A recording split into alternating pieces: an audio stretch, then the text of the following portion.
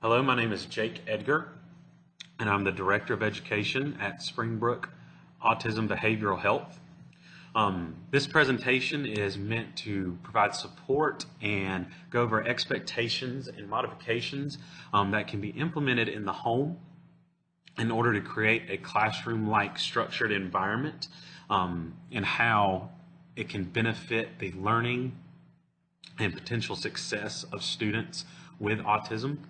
We'll take the expectations and accommodations that are used in the classroom and how they can be implemented into the homeroom setting. So we're going to take the different requirements that maybe teachers or other educators implement into their classroom, and how showing having that routine and that structured environment in the home can continue to help progress the achievement of students with autism, but also how to decrease different maladaptive behaviors and how to be aware of different triggers within their daily lives. So this presentation will break down the different expectations and requirements that are needed in order to meet that objective. But before we get started, I would love just to introduce myself and go over my background. Again, my name is Jake Edgar. I graduated from Clemson University with a degree in special education. After graduating, I was able to get a wonderful position at a public school district running their TTI program. That stands for Transition to Independence. In this program, we were able to help kids learn their different social skills and daily living skills, along with vocational skills, in order to give them the strategies and skills that it might take for them to succeed outside of high school or outside of the home, or having that intensive direct care 24/7. So just to help them build some type of independency. But I also was able to run their academics and help them to earn the credits in order to get that certification in the classroom. So in that position, I was able to really get to work with some wonderful kids that really expanded my experience with dealing with children of all academic and functional needs, and really allowing myself to develop and work on developing those strategies that can help parents in homes effectively work with their kids and allow them to provide them with the tools to help their kids to succeed in all types of environments. So that was a great experience and really built on my skill levels as an educator and an advocate for students with disabilities. After being able to work in the public school, I had the opportunity to work with other wonderful organizations such as USA Special Olympics and the South Carolina Autism Society, where again, it really just expanded my forte and expertise with all types of disabilities and personalities. And again, also working with the families in order to build that structured environment within the home, so that they're able to take those skills that they learn in the classroom and implement them in their home life as well. So I've had a lot of experiences with wonderful kids that have really, again, shown me ways that kids can really learn in different ways and how to identify the best possible strategy there is for each kid. And that's kind of what we're going to do today, is go over the different modifications that it's going to take to really implement that type of structured school-like environment in a home setting in order to best give our kids the best chances for success. Because once we're able to continue the setting that they get in school into their home life, it will eliminate a lot of the stress and anxiety that they might feel during unstructured parts of their day. So we'll start just by talking about autism in general in a classroom. Autism is not a one-trick pony as it comes to diagnoses. It is very individualized to the student and to the child. So if we're wanting to really create the best environment for the children and the students, we have to understand the individuality of the student. We have to understand what it is that makes them different from others, and that can be identifying triggers, that can identify sensory issues, and also environmental factors that may cause them to have certain issues in a classroom or in a room itself, but we have to identify the best path it takes to really help that individual child. And that's what we're going to kind of go over today, is learning about different methods and expectations and requirements that it's going to take to really be able to implement this type of structure in a home setting.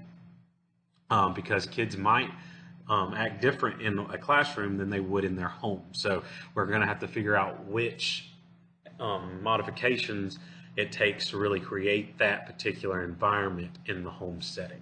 So we're going to go over the strategies and the requirements that, in my experience and research supports, that are necessary to enable to create a potential learning and structured environment for these kids.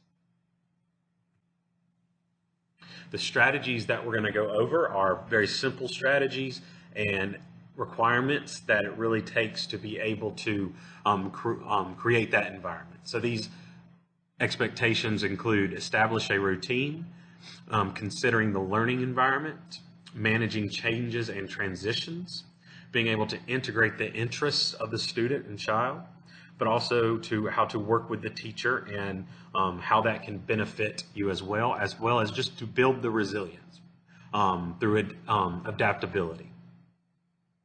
So those are the strategies that we're going to touch on today and break them down individually and kind of what they look like in the classroom, but then also how they can transition into a beneficiary situation in the home setting as well.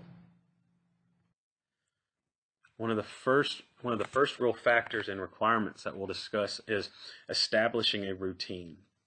In any situation when you are working with children with autism, the main factor you want to consider is consistency. This population thrives over having a consistent routine and knowing what to expect and eliminating any type of guessing or unknown factors throughout their day. So establishing a routine is the first step to establishing that type of consistency. A routine is a really good thing. There's a lot of research that shows that we all benefit from having a solid routine, whether you have autism or are neurotypical. But a routine is especially important for children with autism. Many children with autism spectrum disorder live in a world of chaos and confusion. These children have difficulty making sense of everyday movements, sounds, and actions. What sounds like a symphony to you may sound like white noise to or just chaos to someone with ASD. Routine creates order in their lives. These children gradually learn what to expect and when to expect it. Routine creates a safe and secure environment in which life is predictable. So children with autism naturally tend to like repetitive action. You often will notice them creating repetition themselves. In fact, repetition in behavior can be one of the signs of autism. Routine comes very naturally to them, and it's not hard for them to learn a productive routine in the place of an unproductive one. Routine is known to release stress. It's almost all individuals. A child with autism has a particularly stressful life as he or she tries to make sense of his or her surroundings, but adding a routine will relieve a child's stress. Once you relieve the child's stress, then it's much easier to help the child learn new things and new habits and new skills and new accomplishments. And one way that this can be done is by the use of visual schedules or a visual timetable. It's a very effective method. This involves placing images and simple words on a timetable in chronological order, or it can be just a visual schedule with pictures to represent each activity that the child will be doing throughout the day. In one of my classes that I taught, we had multiple large visual schedules throughout the classroom, and each one had written out the activity it was going to be, the time frame, but also a picture to correlate. So even some of our nonverbal or lower functioning kids were able to understand exactly what the next activity pertained and what it was going to do. And it relieved that shock factor with the kids. So a visual schedule takes away that stress of not knowing what is the next part of the day, and it will allow and free up their minds to really have the ability to learn. So in a classroom, this is normally the case. The teacher will create some type of schedule so they know what is happening. And it is very beneficial for that strategy to continue over into the home. So that could be with a poster on the wall, a binder that they have throughout the day that shows what activity is next when they get home. So when they get home, it might be a snack, and then they transition into doing their homework or doing a sensory activity with the parents, and then having dinner, and then hygiene and going to bed. And that way their whole schedule is laid out and they know exactly what to expect. And again, we're freeing up their minds for learning, and they're being able to learn new skills and new adaptive skills. So creating a routine is the first step to that consistency and that structure that is very much required to have success in the home, if you're wanting to create that structured environment that they are used to while they're in a classroom setting also. The next expectation and requirement that it takes to build this structured and routine-based environment in the home is you need to consider what the learning environment is like in that home. Environmental factors play a constant role in the effectiveness of any type of learning environment. And in order to do this, we have to, again, I said before, individualize to the child. We have to figure out what environmental factors play a role in either their success or regression as far as programming in a classroom and in a homeroom setting. So you almost have to take on the role as a detective about your child's behavior. Your observations are likely to show that behavior occurs at specific times when certain people or even in particular environments. You and your family will need to tune in, learning to recognize and the signs of increasing tension, anxiety, or frustration that eventually lead to challenging behaviors.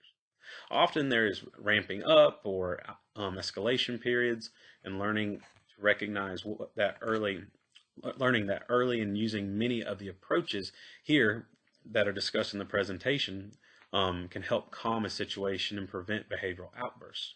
Sometimes these signs can be really subtle, such as stimming activities or pacing or avoidance behaviors. And in some situations, you might have to look at changing your environment at home.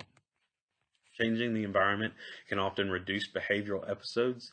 They can expand situations, relationships, places, and opportunities that are successful. If possible, you need to try to adjust or avoid situations that are triggers for challenging behaviors. Incorporate ways to reduce frustration and anxiety and increase understanding. So we'll talk about different factors within the environment that you need to take into consideration, because such as, like I've said before, all students and children are very different. So you need to kind of observe the child and see what factors could play a role. Factors could include a chair being too uncomfortable, a flickering light. There could be an unwanted noise, such as a buzzing through an outlet or a fan going off. It's these different environmental factors that have to be in consideration when talking about how we can create the best environment for our kids. One other aspect that needs to be addressed is there needs to be a designated area in the home that the child knows is used for programming, to work on classwork or sensory activities with the parents, or different structured activities.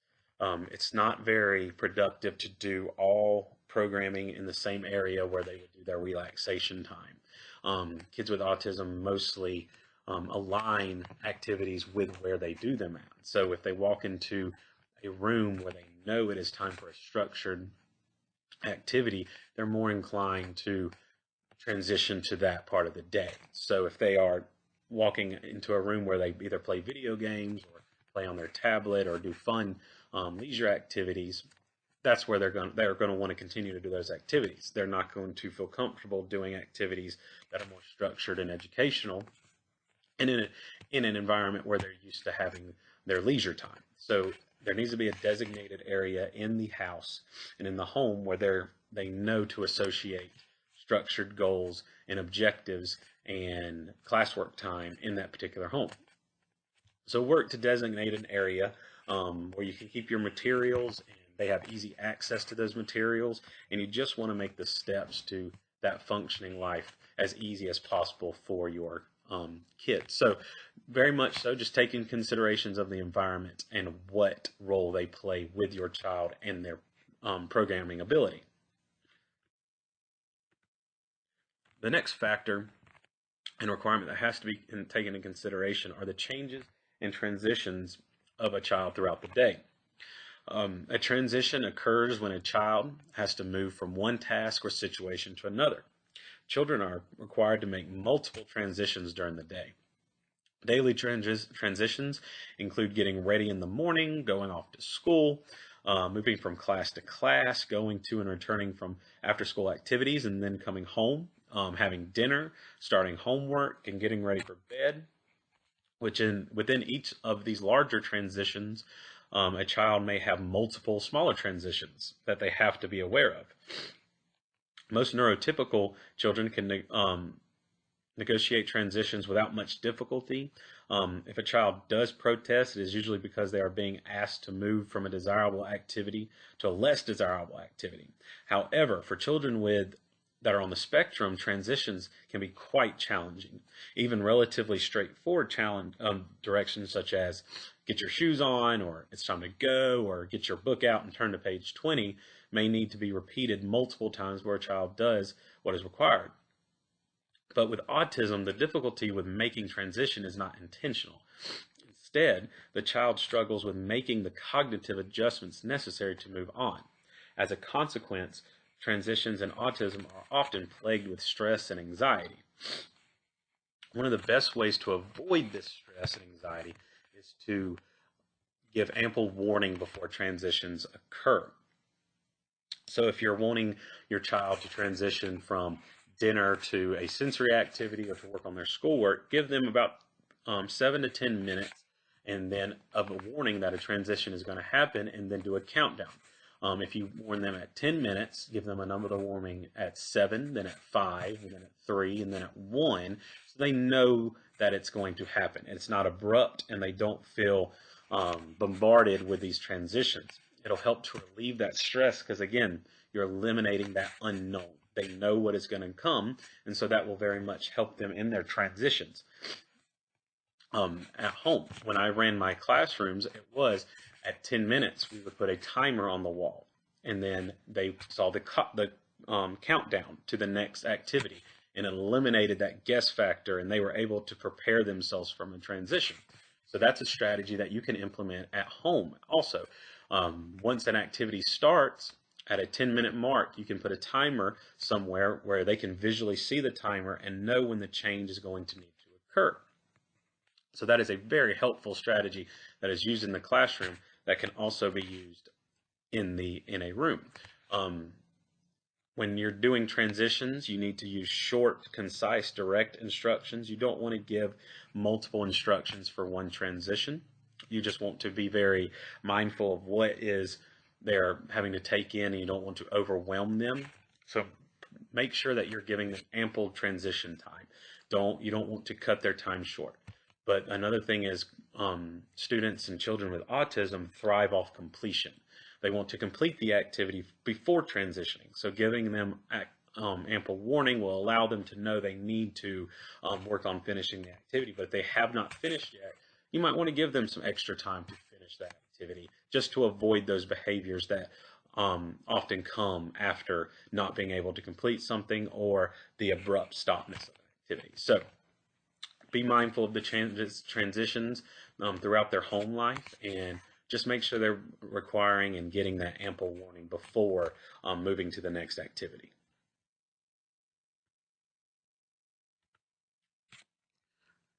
The next factor and requirement that can be used within the home is integrating your child's interest into different activities.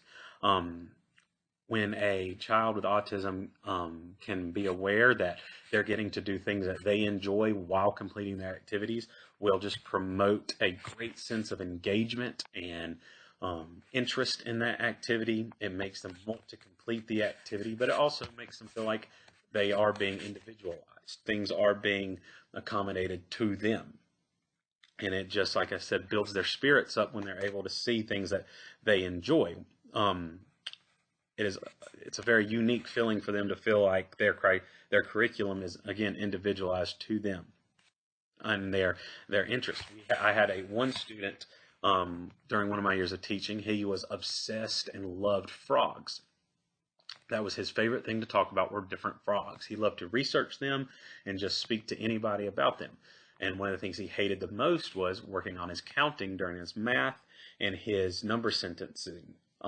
So we decided to take out the manipulatives that he was using, and we purchased a bucket full of tiny frogs, plastic frogs. And we used those as his manipulatives, and his attitude completely changed. He saw the frogs, and he knew if he did his math, he got to play with his frogs and use them as counters and manipulatives that he was able to use. And it completely flipped his attitude around. And we integrated those into other aspects of his day. And he just became more and more engaged with using those particular manipulatives. So it really takes just time to ask them what they would like to do during school or what they would like to learn in school. Allow them to be part of the process of creating the environment for that. One other important aspect is to give them choices. Allow them to decide parts of their activity. Speaking of that same child, some days he just did not want to program at all. But we would ask him, all right, if you get to program, would you like to program with your plastic frogs, with your drawings of frogs, or with your toy frogs? And then he would get to pick, and then he would start to program because he was able to get that choice that sometimes he wasn't always able to have. So that was great for him just to be able to have that opportunity to have some type of control. So integrating their interests and making them feel like they're part of the decision making is very important and very beneficial to working with kids with autism, because again, it just gives them that sense of control that they might not have in other aspects of their day. So work to understand what they like, and you as the parents understand that better than anybody else in their lives. So understand what you can incorporate into their lives to build up that engagement of curriculum and activities that you're trying to implement in that structured environment. One thing I like to stress greatly to parents is to use your resources that you have at your disposal. And one of the best resources that you have is the actual teacher of the classroom that your child is in. This is someone that works with your child for 8 or more hours a day and is a professional at implementing strategies and accommodations and modifications that can be used to increase the success of your child. So as parents, you need to be able to reach out to that person in order to understand what is working for your child and what is not, and what strategies are best to implement at home. Then they also have access to materials that they can suggest when working on different activities at home, and just to really just continue to build on those skill sets that they're learning in the classroom. You might only meet with your teacher once a year during their situations such as their annual review for their IEP. But you need to be able to reach out to your teacher throughout the school year to get progress on your kids. But again, also to figure out what is working and what is not working, and what their suggestions are when it comes to implementing those different strategies in the classroom, and getting the materials that are needed. And then also learning what modifications that are being implemented in the IEP or also in the classroom, and how they can be beneficial in the classroom setting. And they can also help with addressing different environmental factors that they see in the classroom. And that can help again with creating the environment in the home life. So always be very aware of the resources at hand and the professionals at hand that can help you with creating that environment, and also creating the strategies to best serve your child.